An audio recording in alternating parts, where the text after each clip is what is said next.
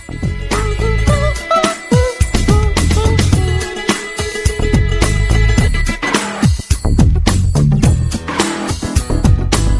ही चला चल रही, यूं ही चला चल रही, कितनी हसीन है ये दुनिया। फूल सारे झमेले, देख फूलों के मेले, बड़ी रंगीन है ये दुनिया। जिंदगी के रंग गीतों के संग प्रोग्राम में दोस्तों आपका स्वागत है। आइए आपको मिलवाते हैं हमारे आपके जैसे सज्जनों और महिलाओं से, जिनकी बातें सुनकर, जिनसे बातचीत करके आपको बड़ा मजा आएगा और उन्हीं के पसंद के गीत भी हम इस प्रोग्राम में सुनेंगे। तो चलिए शुरू करते हैं इस प्रोग्राम को।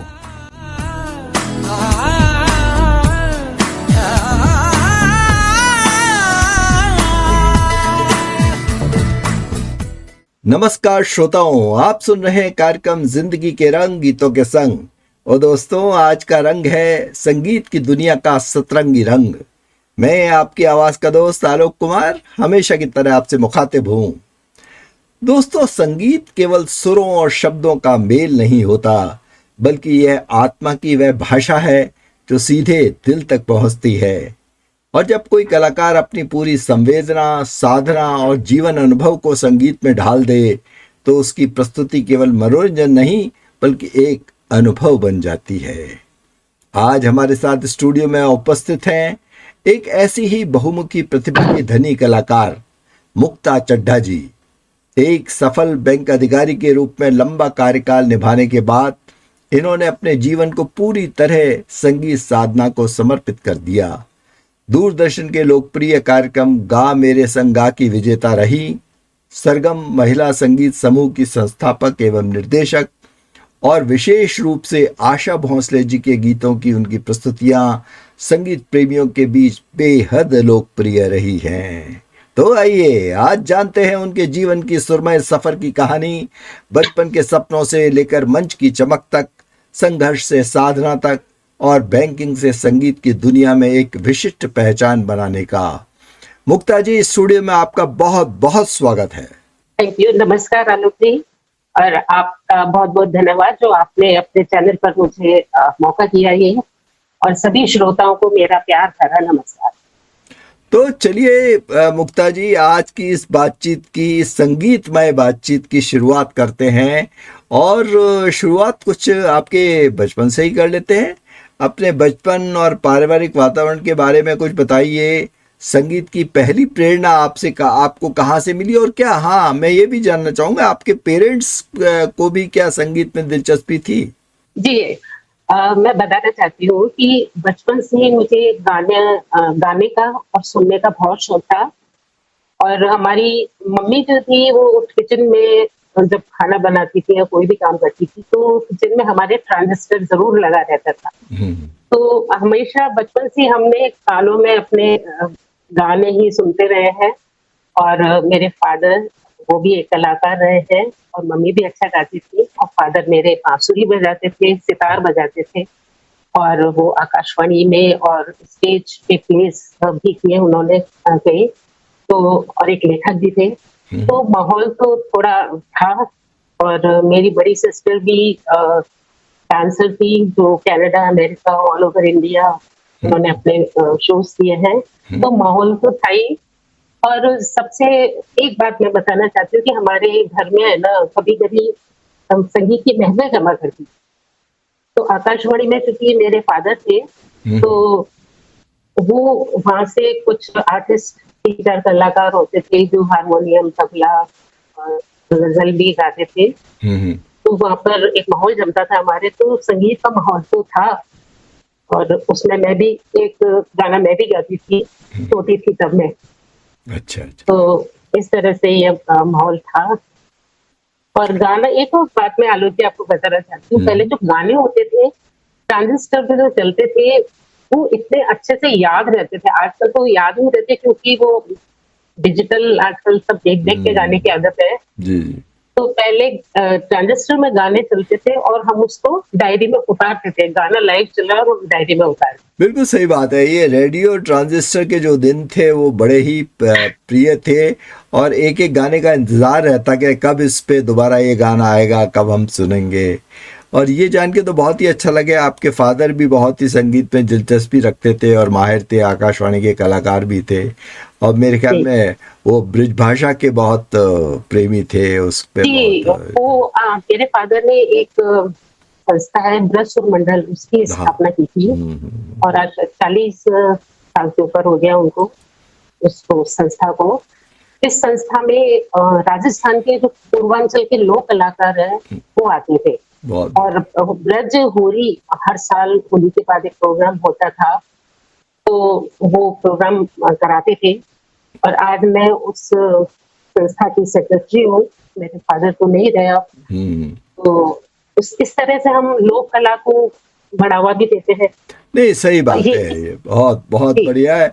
मतलब ब्रिज भाषा और जो लोक संगीत है ब्रिज क्षेत्र का, उसको बढ़ाने में उनका बहुत बड़ा हाथ रहा है। तो चलिए, आप तो का तो परिवार ही बिल्कुल एक तब समृद्ध संगीत परंपरा को लेके आप चल रही हैं, यही खास बात है। तो फिर आपने बीएससी भी किया, इतिहास में एमए भी किया, टूरिज्म एंड होटल मैनेजमेंट जैसी विशेषज्ञता भी प्राप्त की। तो इस तरह से इन संगीत के इस विषयों के साथ साथ आप संगीत को किस तरह जोड़े रखा आपने, क्या कैसे चलता रहा है ये सब? देखिए, मैंने बीएससी बायोलॉजी किया, फिर एमए किया एंशिएंट हिस्ट्री में, फिर टूरिज्म होटल मैनेजमेंट का कोर्स किया मैंने। उस टाइम बैंक की वैकेंसी निकली इस कोर्स के दौरान ही, तो हमारे टाइम बैंकिंग जॉब और टीचिंग का कि लेडीज के लिए उस टाइम बेस्ट माना जाता था। तो मेरे फादर ने कहा कि आप अपना फॉर्म भरो। तो मैंने उसमें फॉर्म भरा, वो एग्जाम क्लियर किया, फिर इंटरव्यू क्लियर किया, तो बैंक का जॉब लग गई। और स्कूल कॉलेज में मैं पार्टिसिपेट करती रहती थी, जो सिंगिंग के, उस टाइम डांस भी करते थे, तो इंटर हाउस कॉम्पिटिशन्स भी होते थे, तो उसमें पार्टिसिपेट करते रहते थे। और बैंक में भी जैसे 15 अगस्त और 26 जनवरी के जो प्रोग्राम्स होते थे हमारे, उसमें भी मैं भाग लेती। ओके। तो शौक तो बचपन से था, लेकिन ये जो जिम्मेदारियों की वजह से मैं तब स्टेज परफॉर्मेंसेस वगैरह अपने आप को आगे नहीं बढ़ा पाती उस टाइम। नहीं, सही बात है। तो चलिए, आप कुछ हमारे साथ साझा करेंगी कि आपकी पहली मंचीय प्रस्तुति कुछ याद है आपको, ध्यान है कि क्या का स्टेज पे आप जब पहली बार गई तो कैसे दर्शकों की क्या प्रतिक्रिया थी, आपने उस टाइम गाना गाया था या क्या किया था, कुछ याद है आपको? स्टेज मतलब स्कूल कॉलेज के बाद, मतलब अपने फर्स्ट टाइम जब सिंगिंग के लिए मैं गई थी, तो मैं नाम तो नहीं बताना चाहती, लेकिन जो फर्स्ट टाइम जिन्होंने प्रोग्राम कराया था, तो मैं फर्स्ट टाइम स्टेज पे चढ़ी थी उस टाइम। अच्छा। उनको विश्वास था नहीं कि शायद मैं कैसा गाऊंगी, क्या गाऊंगी, तो उन्होंने मेरी परफॉर्मेंस लास्ट में रखी थी। ओके। 18 नंबर पे। अच्छा। तो मैं वेट कर रही थी उस टाइम, तो ये था कि चलिए अच्छा है, जितना देर हो अच्छा है, मैं तो सुकून से बैठी हूँ। लेकिन जब स्टेज पे गई मैं फर्स्ट टाइम, तो एक लाइन गाई मैंने, तो मेरी आवाज माइक पे शायद अच्छी आई होगी बहुत, तो सबने स्टैंडिंग ओवेशन दी थी पूरे हॉल में मुझे। वाह। तो ये मुझे बहुत खुशी हुई। तो ये मतलब पहला एक्सपीरियंस में यही था। बहुत बढ़िया, मतलब आपको पहली प्रस्तुति पर ही दाद मिल गई लोगों से और स्टैंडिंग ओवेशन मिल गया, इससे अच्छी क्या बात है। तो आपको याद थोड़ी होगा कौन सा गाना गाया था आपने? ये रात ये मौसम, नदी का किनारा, ये चंचल हवा, कहा दो दिलों ने कि मिलकर कभी हम न होंगे जुदा। ये रात ये मौसम, नदी का किनारा, ये चंचल हवा, ये सुनाया था मैंने। अरे बहुत बढ़िया। तो आपने चूंकि अब गाने का माहौल ही बना दिया है, तो यहाँ रुक के एक हमें कुछ अच्छा कोई मुखड़ा अंतरा जो भी आपकी पसंद का हो तो सुना सकेंगी? हम वैसे भी यहाँ सोच रहे थे गाने के लिए एक पॉज ले लेते हैं, तो आप अगर सुनाना चाहे तो इसी बात को और आगे बढ़ाइए, आपसे तो गाना सुनने में मजा आ जाएगा। चांद के रथ में रात की दुल्हन, जब जब आएगी याद हमारी, आपके दिल को तड़पा जाएगी। आपने जो है दिया वो तो किसी ने न दिया। ज़हर भी चाहा कर पीना तो पीने न दिया। चैन से हमको कभी। बहुत बढ़िया, मजा आ गया। आपने तो हमारे प्रोग्राम की शुरुआत ही इतने अच्छे सुरीले गाने के साथ कर दी। और मेरे ख्याल में आशा जी का गाना है ये, इज इट? हाँ, और बड़ा इमॉर्टल गाना है। और आपने पहला वाला जो सुनाया था वो भी, जो आपने पहली प्रस्तुति वाला सुनाया था वो भी इमॉर्टल गाना है हमारी फिल्म इंडस्ट्री का। बहुत बहुत मजा आ गया। तो बहुत ही अच्छी नोट पे हमने शुरुआत कर दी है। तो चलिए फिर आगे की बातचीत हम शुरू करते हैं। तो गायन के साथ साथ आपने गिटार है, सिंथेसाइजर है जैसे इंस्ट्रूमेंट्स भी सीखे। तो इन वाद्यों ने आपकी संगीत समझ को कैसे विकसित किया?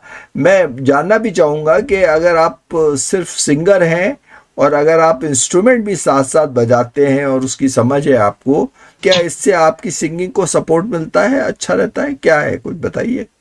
मैं आलोक जी, बचपन से मुझे गाने का शौक तो था और हारमोनियम भी बजाती थी मैं।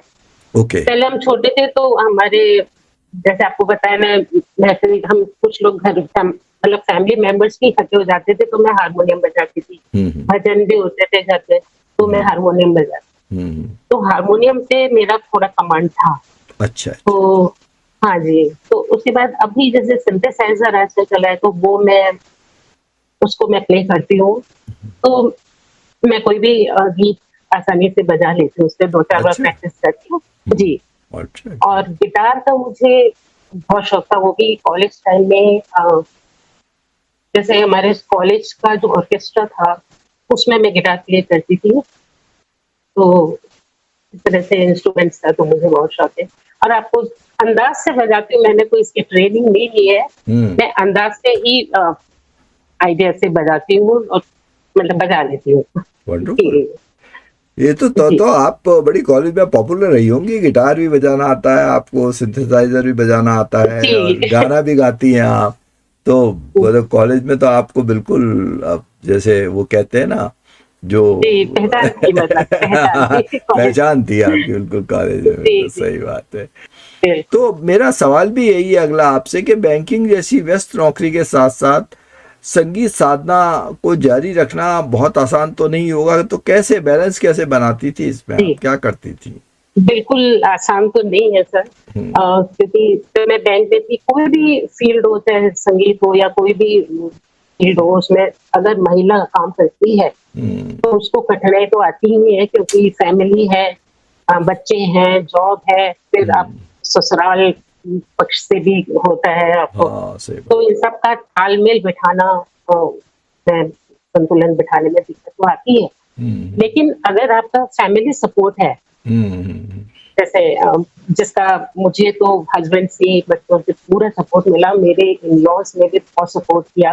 अच्छा। वो बल्कि खुश होते थे कि मुक्ता में कुछ अलग क्वालिटी है तो इसको मतलब आगे बढ़ना चाहिए। तो उनकी तरफ से मेरे को पूरा सपोर्ट मिला, तो मुझे इतनी कठिनाई नहीं आई।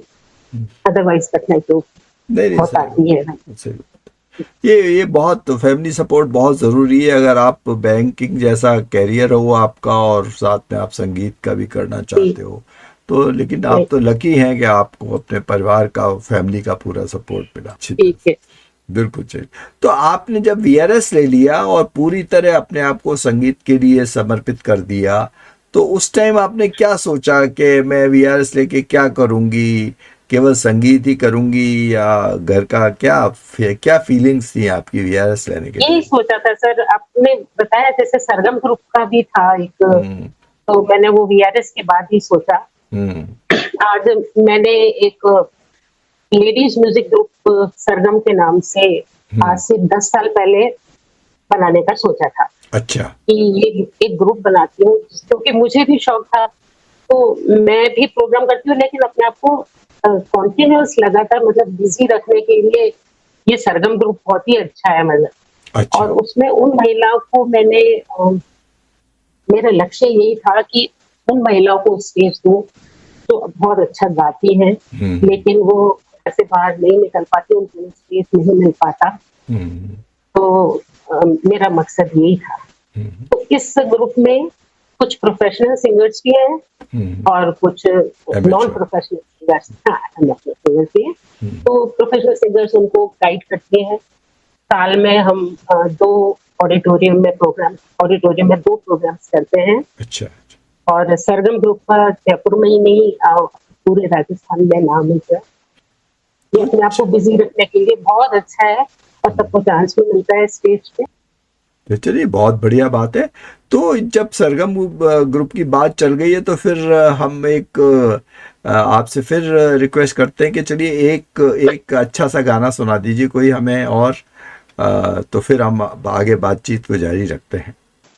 पहली मोहब्बत का एहसास है तू, पहली मोहब्बत का एहसास है तू, बुझ के जो बुझ ना पाए वो प्यास है तू ही मेरी पहली ख्वाहिश, तू ही आखिरी है, तू मेरी जिंदगी है, तू मेरी हर खुशी है, तू ही प्यार, तू ही चाहत, तू ही आशिकी है, तू मेरी जिंदगी है।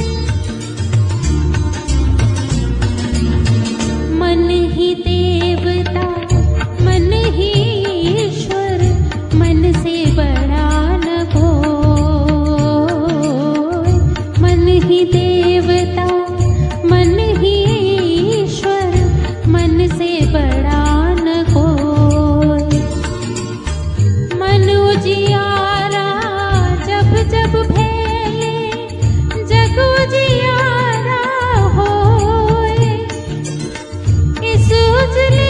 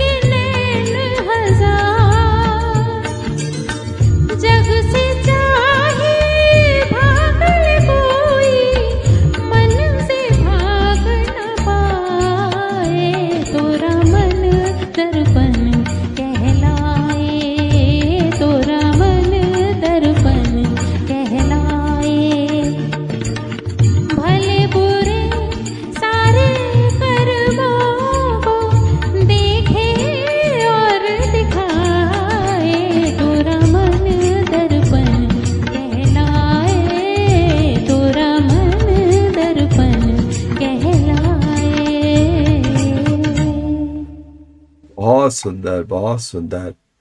मजा आ गया। ये तो बड़ा अपने आप में बहुत मशहूर गाना रहा है अपने जमाने के अंदर। तो आशिकी तो का। हाँ, आशिकी का। ये आशिकी वन का ही गाना है ना, फर्स्ट वाली का। जी। हाँ जी। बिल्कुल सही बात है। तो अब ये बताइए कि जब ये सरगम ग्रुप आपने बनाया, तो इसकी शुरुआत तो आपने बता दी कि मैंने महिलाओं को लेके बनाया। इसमें सिर्फ महिलाएं हैं बस, इसमें ये है कोई? हाँ, इसमें सिर्फ महिलाएं। ओके। और हमारे ग्रुप की एंकरिंग भी जो करती है वो हमारे ग्रुप में से ही करती है। अच्छा अच्छा अच्छा अच्छा। महिलाएं हैं। हाँ, अच्छा हाँ। सब मिला। लेकिन पब्लिकली जब हम परफॉर्म करते हैं तो ओपन एंट्री है, कोई भी आए, जेंट्स लेडीज सब। तो ये बताइए, जैसे आप गायिका भी हैं और बहुत सारे गायिकाएं भी होंगी इसमें, तो इसको मैनेज करना है एक म्यूजिक के ग्रुप को, और वो भी केवल महिलाओं के ग्रुप को मैनेज करना, इसमें जी। कोई चैलेंजेस आते हैं, कोई दिक्कत आती है? आप किस तरह से करते हो? ये कैसा अनुभव रहता है? दिक्कतें तो शुरू में काफी आई थी, हम्म जब नई नई कोई चीज स्टार्ट करते हैं। लेकिन अब मैं नियम से चलती हूँ सर। हम्म जैसे आप अभी मेरे पास 25 लेडीज हैं जैसे, है ना? हम्म। तो उसमें 21-22 जयपुर से हैं, 3-4 बाहर की हैं। ओके। तो मैं एक एक गाना सबको देती हूँ, और मैं खुद एडमिन हूँ तो मैं भी एक ही गाना गाती हूँ। ऐसा नहीं है कि मैं 2 गाऊँ। तो सबको बराबर बराबर से, ओके। मतलब सबको बराबर से गाना दिया जाता है। ये नहीं कोई बहुत बहुत अच्छी सिंगर है तो वो 2 गा लेगी, या जो कमतर है वो उसको एक ही दूं, इस तरह से नहीं है। सब बराबर है मेरे लिए। तो ये चीज चलती है बस में। नहीं, वो फेयर तो फेयर फेयर तो रहना ही पड़ता है, बिल्कुल सही बिल्कुल बात। फेयर रहता है। हम्म। अब ये अच्छा से चल रहा है ग्रुप। नहीं, आप ऐसा करना, हमारे इस रेडियो स्टेशन पे एक और कला प्रोग्राम होता है, आज के कलाकार। वो केवल सिंगर्स के लिए है।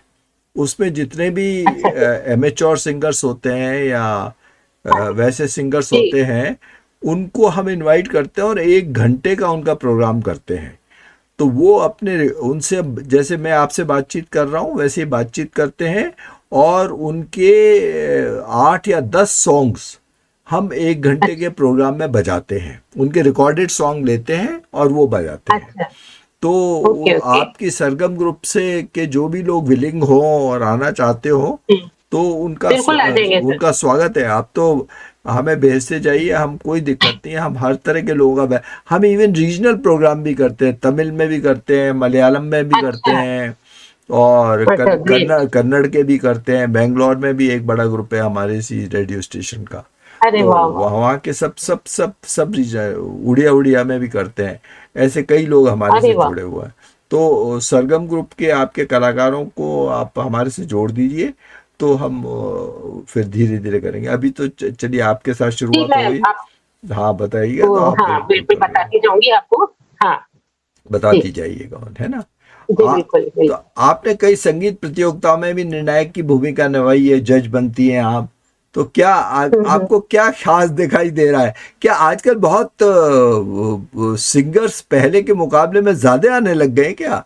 क्या क्या अनुभव हो रहा है आजकल, जब से कराओके आया है तब से ऐसा लग रहा है बिल्कुल कि सिंगर्स ही बिल्कुल। सिंगर्स। कराओके ने तो हाँ एक क्रांति मचा दी है सर। हाँ क्रांति आ गई है एक हाँ संगीत की। हाँ। हर हर कोई गा रहा है, आप ये देखिएगा, हर कोई अपना शौक पूरा कर रहा है कराओके से। हम्म और अच्छी बात है वैसे तो। उनको स्टेज भी मिलता है, अपने ग्रुप्स बन गए कई, तो उनको हाँ। ठीक है, कॉन्फिडेंस आता है, स्टेज मिलता है, और माइक पे गाने का शौक भी होता है सबको, तो वो शौक तो पूरा हो ही रहा है। हाँ। तो एंटरटेनमेंट के लिए तो ये ग्रुप्स बने हैं, वो तो बहुत ही अच्छी बात है। लेकिन अगर गायकी के मामले में देखा जाए तो एंटरटेनमेंट के लिए तो सही है, अच्छी बात है। वो अपना हॉल करते हैं या कोई भी करते हैं तो वहां पर अपने आपस में एंजॉय करते हैं। सही बात लेकिन है। मैं पर्सनली, मेरा ये मानना है कि अगर पब्लिकली आपको परफॉर्म करना है हम्म तो आपको थोड़ा सा पकड़ अच्छी रखनी पड़ेगी संगीत से। हम्म वहाँ पब्लिक आती है जो आपको जानती नहीं है, तो वो अच्छा ही सुनना चाहिए। सही बात है। तो वहां पर अपने आप को पूरा प्रैक्टिस करके, अपने आप को पूरा मार्च के तभी स्टेज परफॉर्मेंस देनी चाहिए। हाँ बाकी तो एंटरटेनमेंट है, आप कितना भी गाइए, कितना बहुत अच्छी बात है। कॉन्फिडेंस तो बढ़ता ही है। और जज जब आपन के जाती हैं तो क्या सलाह देती हैं? नए नए लड़के लड़की यहाँ आ जाते हैं गाने के लिए, तो आप उनको क्या सलाह देती है कि भाई आप किस तरह आप रियाज करें, किस तरह प्रैक्टिस करें? क्या क्या कहती हैं आप उनको?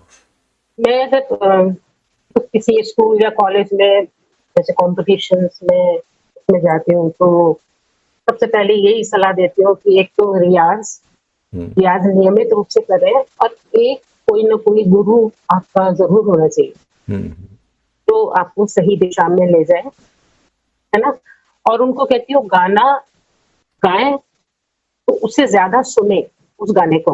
ओके, अच्छा। हाँ, गाना जितनी बार सुनेंगे, 10 बार, 20 बार, 30 बार, कितनी भी बार सुने उस गाने को, जब तक उस गाने की बारीकी और एक एक शब्द का एक एक एक्सप्रेशन वो समझ ना आए तो फिर वो गाने में उतना मजा नहीं आएगा। तो आप सुनो ज्यादा और गाओ और रिकॉर्ड करके अपना सुनो। अच्छा, एक बात मुक्ता जी मुझे बताइए, मेरे कई बार जहन में ये सवाल आता है कि जैसे कुछ तो आवाज़ें होती हैं वो जन्मजात होती हैं, बहुत ही अच्छी होती है, शुरू से पहली बार सुनो तो आपको लगता है क्या आवाज़ है, और कुछ आवाज़ उतनी अच्छी नहीं होती गाने वाले में, है ना। तो डू यू फील जो आवाज़ें अच्छी नहीं हैं वो क्या रियाज से या प्रैक्टिस से और लगातार गाने से कुछ उनमें इम्प्रूवमेंट आता है, या जो खराब है वो खराब ही रहती है और एंड तक ठीक ही नहीं हो पाती है? बिल्कुल, अगर संगीत में रुचि है, जो अच्छी आवाज, जैसे सबकी आवाज एक जैसी तो नहीं होती जी। लता जी की अलग है, आशा जी की अलग है, और उषा उत्तुप की अलग है जी, है ना। तो हर सिंगर की अपनी अपनी आवाज होती है। शोभा गुरटू जी अच्छी सिंगर है लेकिन उसकी भारी आवाज है, तो ऐसा नहीं है कि जितना रियाज करेंगे आवाज तो उतनी निखरेगी। वो अलग बात है कि आपका स्केल कितना है, लो है, हाई है, उससे मतलब नहीं है, लेकिन आवाज, एक रियाजी आवाज अलग ही दिखती है। और सुर ताल में गाना अच्छी बात है, तभी सिंगर बनता है कि सुर और ताल तो हो कम से कम, लेकिन आवाज में जब तक एक एक्सप्रेशन उस गाने में नहीं होगा तो गाना पब्लिक को, दर्शक को अपनी तरफ नहीं खींचता। अच्छा। तो एक्सप्रेशन भी बहुत जरूरी है, गाने की फीलिंग्स बहुत जरूरी है।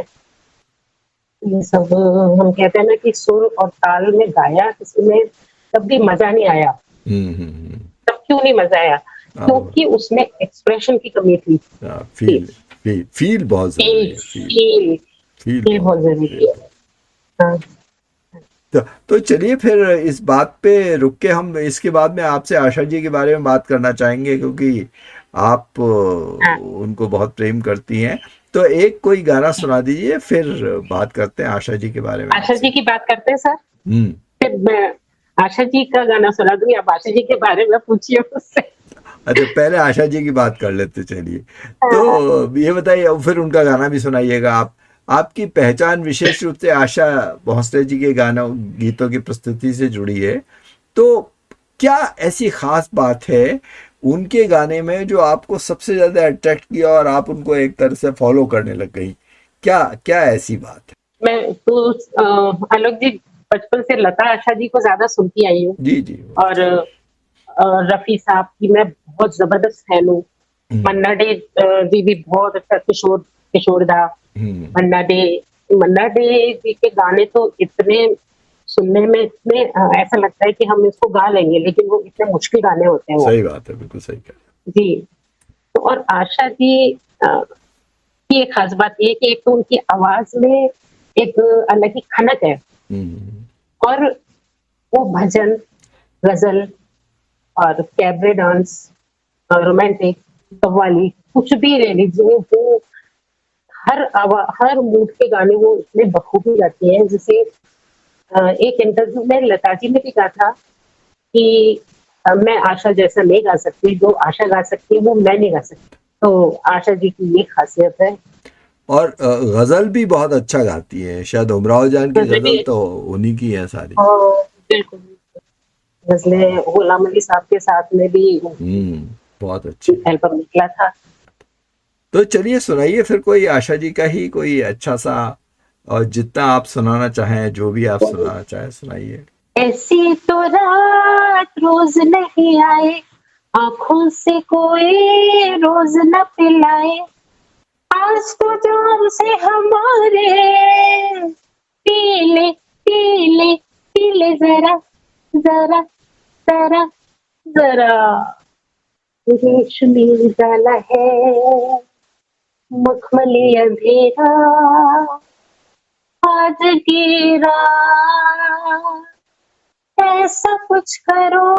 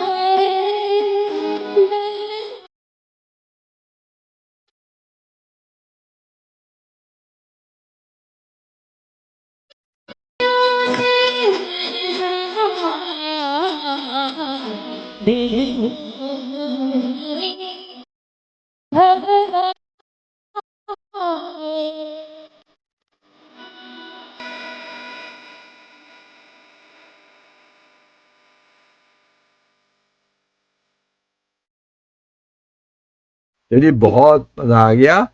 और आगे सुनाना चाहें तो और भी सुना दीजिए, या और कोई सुनाना चाहें तो और कोई सुना दीजिए आशा जी। एक रफी साहब का कि मैं बहुत फैन हूँ। हाँ हाँ हाँ बिल्कुल। जिंदगी के हर एक मोड़ पे मैं गीत गाता चला जा रहा हूँ, बेखुदी का ये आलम न पूछो, मंजिलों से बढ़ा जा रहा हूँ, मंजिलों से बढ़ा जा रहा हूँ। कौन है जो सपनों में आया, कौन है जो दिल में समाया, लो चुप गया आसमां भी, इश्क मेरा रंग लाया। ओ प्रिया,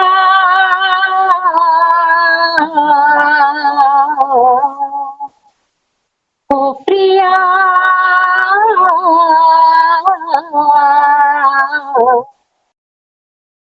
पास आए कि हम नहीं आएंगे बार बार,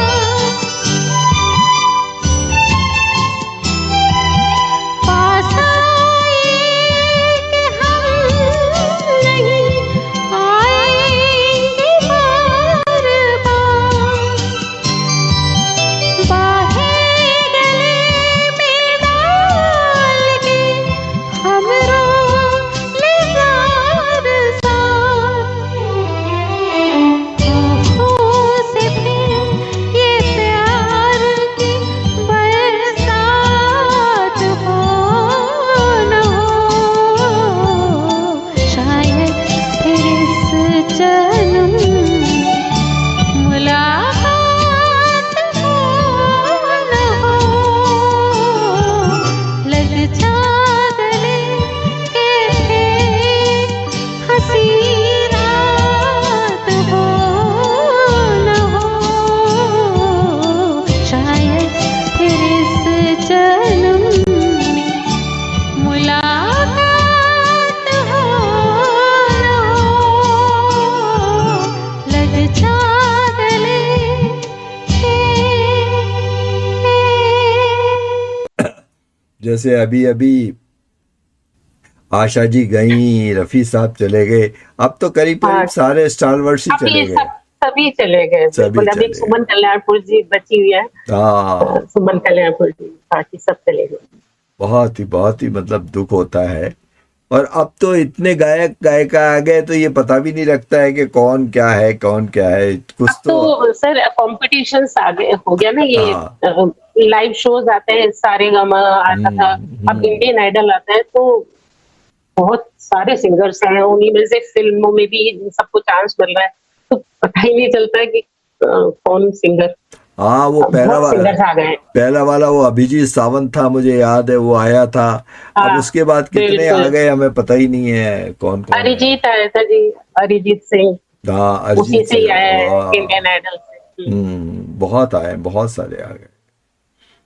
तो अब अपन आशा जी की बात करें तो आशा जी से कभी मिलने का या ऐसा कोई अनुभव है उनके साथ आपका, जो आपको बहुत ज्यादा अटैच्ड हो, कोई आपको कोई ऐसी ऐसी याद है क्या? आशा जी से मिलने का तो मुझे मौका नहीं मिला, हालांकि मेरा बहुत मन था, क्योंकि अच्छा एक बात यह है कि आशा जी की मैं फैन हूँ, इसलिए उनका बर्थडे आता है 8 सितंबर को। ओके। तो उस टाइम मैं, कोविड से पहले मैंने उनके हर बर्थडे पे मेरे सोलो शोज किए हुए हैं। अच्छा। तो उस टाइम एक मेरे जानकार है जो इवेंट का काम करते हैं, तो वो आशा जी को बुलाते थे इवेंट्स के लिए। अच्छा अच्छा। तो मैंने उनसे रिक्वेस्ट की थी कि अगर वो 1 मिनट का या ये 2 लाइन भी बोल रहे हैं मेरे लिए कि इस प्रोग्राम, ये प्रोग्राम है मुक्ता जी जो कर रही है, कि ये बोल रहे, लेकिन वो कोशिश की, उन्होंने नहीं हो पाया। अच्छा अच्छा। तो ये इच्छा मेरी अधूरी रह गई, उनसे तो मिल नहीं पाई, वरना उनका आशीर्वाद मिला। अच्छा अच्छा। अब आशा, अब अगर हम संगीतकार की तरफ आए तो आपके फेवरेट संगीतकार कौन से हैं? म्यूजिक कंपोजर्स में कौन से हैं? कौन तो किस पहले तो मदन मोहन जी, तो हाँ, मदन मोहन सही, जी, वाह। मदन मोहन जी का तो हाँ। और आजकल उनके भी गाने काफी अच्छे, हर म्यूजिक ऐसा कुछ नहीं है। ए.आर. रहमान के अलग है, जतिन ललित के अलग है, लक्ष्मीकांत प्यारेलाल, इन सब, कल्याण जी, आनंद जी, सभी के सॉन्ग्स कुछ कुछ, कोई किसी का कोई, सभी के अच्छे अच्छे सॉन्ग्स हैं। तो अच्छा ये बताइए, कोई ऐसी फिल्म बता सकती हैं आप जो आपको लगता है कि वो संगीत और म्यूजिक के लिहाज से भी और एक्टिंग के लिहाज से भी, कहानी के लिहाज से भी आपको लगता है वो कंप्लीट फिल्म थी? ऐसी कोई फेवरेट फिल्म है आपकी? मुझे तो हाँ, ये पाकीज़ा मुझे बहुत ओके पसंद थी। Okay okay. हाँ, उसमें एक से एक गाने भी थे, उसकी स्टोरी भी बहुत अच्छी थी, कमाल अमरोही की थी। हाँ, तो उमराव जान भी बहुत अच्छी थी। नहीं, सही बात कह रही है आप। पाकिज़ा के सारे गाने हाँ, ज्यादातर पाकीज़ा के लता जी के थे। लता जी लेकिन के, बिल्कुल हम, मुझे याद है 1972 मेरी के फेवरेट मूवी है पाकीज़ा। 72 के अंदर आई थी ये पिक्चर, मुझे याद है। हम लोग पढ़ा करते थे तो बहुत ही पॉपुलर पिक्चर थी। और क्या तो एक्टिंग थी, और कितने ही मेहनत से बनाई गई पिक्चर थी। जी, बिल्कुल, और कई सालों में बनी थी। बहुत मीना कुमारी जब यंग थी और फिर वो हाँ। इतने साल बाद जब वो मतलब उनकी एज काफी हो गई थी, वो उसके बाद एक सीन फिल्माया गया फिर उनकी डेथ पे, मतलब जब उनकी डेथ हुई थी मूवी के अंदर। तो अच्छा ये बताइए, आप रियाज का कैसे करती हैं आजकल? रियाज कैसे करती हैं? और जब आप स्टेज शो वगैरह करती हैं तो किस तरह से अपने आप को तैयारी करती हैं? क्या करती हैं मेंटली घर और से इमोशनली? तैयारी आप, हाँ, बस घर से तैयारी करके निकलते हैं। रियाज डेली हम गाने गाते ही हैं, हम्म तो गाते रहते हैं अपने चला के, और सुनते भी रहे, ये कैसा रिकॉर्ड करके सुन लेती हूँ कि कैसा गाया है, उसमें कोई कमी होती है तो उसको ठीक कर लेते हैं। और स्टेज पे जाने से पहले बस एक लंबी सांस लेते हैं और स्टेज पे आ जाते हैं। अरे वाह। चलो, जी। कोई ऐसी स्टेज परफॉर्मेंस, यादगार लाइव प्रस्तुति है जहां दर्शकों की प्रतिक्रिया ने आपको भीतर तक छू लिया हो, आपको लगा यार ये तो बहुत ही एक मेमोरेबल है ये घटना? ऐसा कुछ कभी आपके साथ हुआ है ऐसा?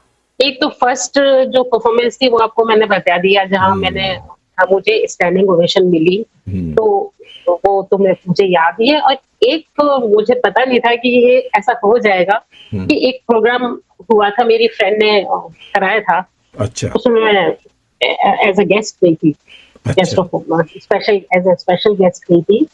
तो उन्होंने कहा था, मुक्ता जी आपकी एक परफॉर्मेंस हम देखना चाहेंगे। तो मैंने फिर सोचा कि लता जी, आशा जी के अलावा कुछ हटके गाती हूँ मैं, है ना, ये तो सभी गाते हैं। मैंने उषा उत्तुप जी के 3 गानों का एक मेडले गाया था। अच्छा अच्छा अच्छा अच्छा अच्छा। आप मतलब उस टाइम पूरा हॉल झूम गया था, अरे वाह। खड़े होके तालियां बजा रहा था, आगे डांस कर रहे थे लोग बाग। मतलब मुझे विश्वास नहीं हुआ कि मतलब इतना पसंद किया जाएगा इस परफॉर्मेंस को। तो उषा उत्तुप के गाने में भी मुझे बहुत मजा आता है, और उसका मतलब आज भी लोग मुझे मिलते हैं ना किसी प्रोग्राम में, तो मैं जानती भी नहीं उनको, कि 2-3 लोग आए मेरे पास, मतलब अलग अलग आए, पहले कोई आया फिर दूसरा आया, अच्छा कि अरे आप वही है जिन्होंने उषा उत्तुप का गाया था। तो मुझे कहते हैं कि आप उनको, मतलब आप यहाँ की उषा उत्तुप है। अब मुझे पता नहीं कि इतना कैसे पसंद आया, लेकिन ठीक है, नहीं, चलिए, बहुत ये ये सही बात लोगों है। का रिएक्शन बड़ा अच्छा था। हाँ, बहुत अच्छा रिस्पॉन्स था उसका। अच्छी बात है। और थोड़ा सा आप लीग से हटके किसी दूसरे कलाकार को जब फॉलो करती है, उनके गीत गाती है, तो आपको थोड़ी मेहनत तो करनी पड़ती है, लेकिन मजा भी आता है और लोगों को भी थोड़ा डिफरेंट लगता है। मैं उससे थोड़ा सा ढाल लेती हूँ। अभी मैं आपको अपना सॉन्ग भेजूंगी, रिकॉर्डेड जो भेजूंगी, उसमें आप देखेंगे कि उसमें अलग अलग सबकी आवाज में मैंने गाए हैं। ठीक गीता है, दत्त की आवाज में भी, आशा जी के, लता जी के, और गजल कोई पाकिस्तानी भी है, मैं पसंद करती हूँ, हाँ पाकिस्तानी गजलें भी पसंद करती हूँ। हाँ हाँ, तो हाँ, तो बिल्कुल। वो भी मैं उसको उसी मूड में ढल के फिर वो गाने की कोशिश करती हूँ। बहुत बढ़िया। अच्छा ये बताइए, देखिए आपका पूरा जीवन लगभग शुरुआत से लेके अभी तक जितनी लाइफ रही है, काफ़ी कुछ म्यूज़िक आप इससे कनेक्टेड रहा है आपकी लाइफ से। आपको व्यक्तिगत लेवल पे या इमोशनल लेवल पे या रिलेशंस के लेवल पे आपको क्या लगता है कि संगीत की वजह से आपकी जो लाइफ है, क्या वो कंप्लीट हुई है, या उसमें क्या क्या क्या अच्छी क्या खासियत आई है? संगीत में तो संगीत की सबसे बड़ी खासियत ही यही है कि अगर आप कोई टेंशन में हैं, हम्म तो आप अपने आप को कमरे में करके गाना चला लो, सुनो पहले और फिर उसके बाद गाना भी शुरू कर दो। बहुत अच्छी रेमेडी है ये तो, म्यूजिक, और कई बीमारियों का इलाज भी है इससे। तो कोमा में गया हुआ व्यक्ति भी एकदम होश में आ गया था। सही कई केसेस ऐसे सुने हैं मैंने। तो संगीत से आपकी लाइफ में एक तो डिसिप्लिन भी आता है, पेशेंस, डिसिप्लिन संगीत से आता है बिल्कुल। नहीं, सही बात है। संगीत तो एक ऐसी औषधि भी कह लीजिए, एक ऐसी औषधि है, बिल्कुल। रेमेडी कह लीजिए, कुछ भी कह लीजिए कि एक ऐसी चीज है कि जो आपको बिल्कुल ठीक कर देती है। आलोक जी, मेरे एक बैंक में कोलीग थे, उनकी बेटी का एक्सीडेंट हुआ था, वो फोर्टिस में एडमिट थी और कोमा में थी। अच्छा। उनके उसके कान पे बस गाने चलते रहते थे। डॉक्टर ने भी कहा कि इसके कान पे गाने लगा के रखो, उसको शौक था गानों का। अच्छा अच्छा। आप देखिए, उसको गानों से ही होश आया। अरे वाह। अच्छा, हाँ, बिल्कुल अच्छा, बिल्कुल। तो आप देखिए संगीत का कमाल। कमाल है, बिल्कुल सही बात। बिल्कुल। तो चलिए, अब हम करीब करीब आखिरी पायदान पर आ गए हैं हमारी बातचीत की। तो आप हमें कोई एक अच्छा सा गाना सुना दीजिए, फिर आपसे एक दो सवाल और करते हैं, फिर हम बातचीत को यही इसको कंक्लूड करेंगे, बातचीत को रैप अप करेंगे। गाना तो आप सर सुनाऊं अभी? हाँ, आप सुना एक दो लाइन में मन्ना डे हाँ, साहब का हाँ, सुनाइए। दो लाइन सुना देती हूँ। वेलकम। पूछो न कैसे मैंने रैन बिताई, पूछो न कैसे मैंने रैन बिताई, एक पल जैसी एक युग बीता, एक पल जैसी एक युग बीता, युग बीते तो है नींद नाई, पूछो न कैसे मैंने रैन बिताई, पूछो न कैसे मैंने रैन बिताई।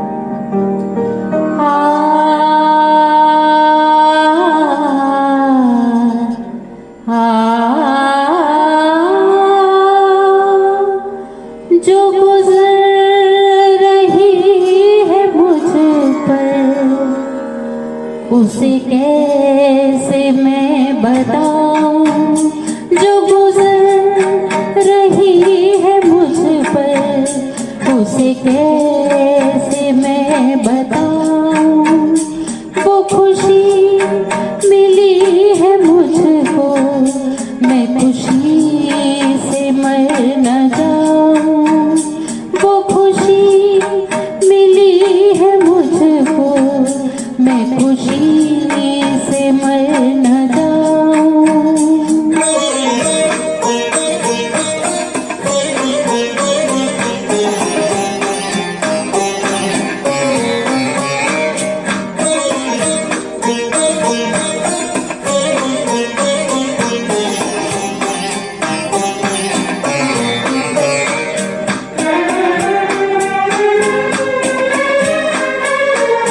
मेरे दिल की धड़कनों का ये पैगाम तुमको पहुँचे, मैं तुम्हारा नशी हूँ, ये सलाम तुमको पहुँचे, उसे बंदगी में समझूं या तुम्हारे काम आऊं, वो खुशी मिली है मुझको, मैं खुशी से मर न जाऊं।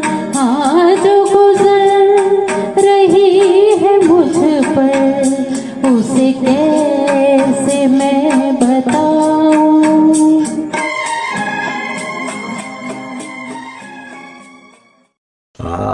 बहुत बढ़िया। मन्ना डे जी का भी हो गया, रफी जी का भी हो गया, आशा जी के भी हो गए। जी बहुत बढ़िया।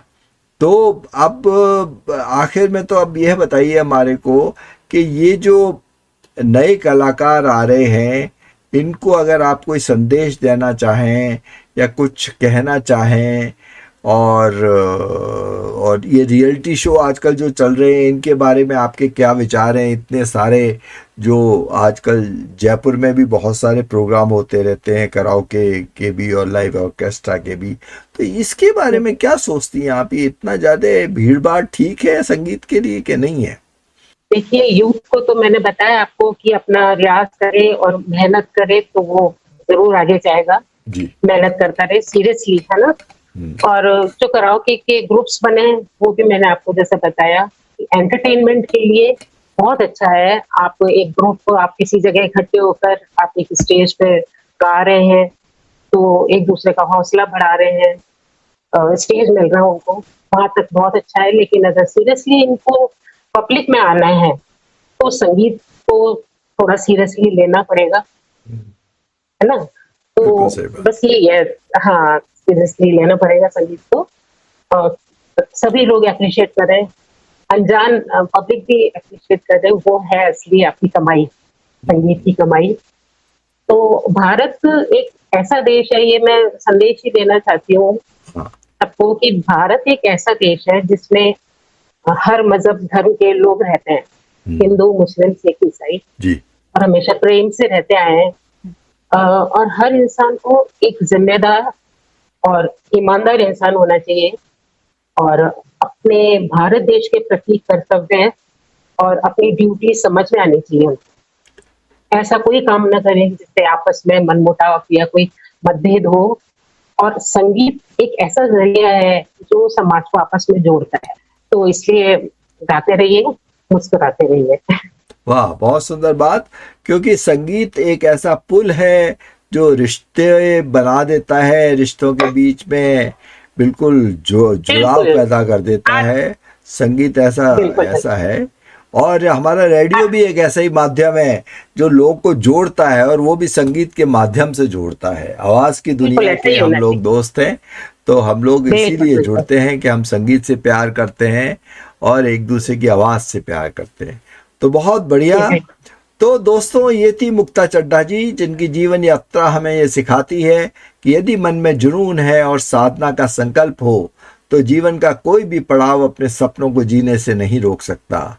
बैंकिंग की जिम्मेदारियों के बीच संगीत के सुरों को जीवित रखना, फिर स्वयं को पूरी तरह संगीत को समर्पित कर देना और अपनी मेहनत व प्रतिभा के मंचों पर विशिष्ट पहचान बनाना वास्तव में प्रेरणादायक है। मुक्ता जी, आपने अपने अनुभवों, यादों और संगीत के प्रति अपने समर्पण को हमारे श्रोताओं के साथ साझा किया, उसके लिए आपका बहुत बहुत धन्यवाद और आभार। हमें विश्वास है आपकी बातें और आपकी संगीत यात्रा अनेक युवा कलाकारों को प्रेरित करेगी। थैंक यू आलोक जी, आपका बहुत बहुत धन्यवाद। तो मुझे ये मौका दिया, अपने शब्दों से मैंने एक्सप्रेस किया, और सभी श्रोताओं को भी बहुत बहुत धन्यवाद। जय हिंद, जय भारत। तो इसी श्रोताओं, आज के इस विशेष कार्यक्रम से बस इतना ही। मैं आलोक कुमार आपसे विदा लेता हूँ, इजाजत दीजिए, नमस्कार।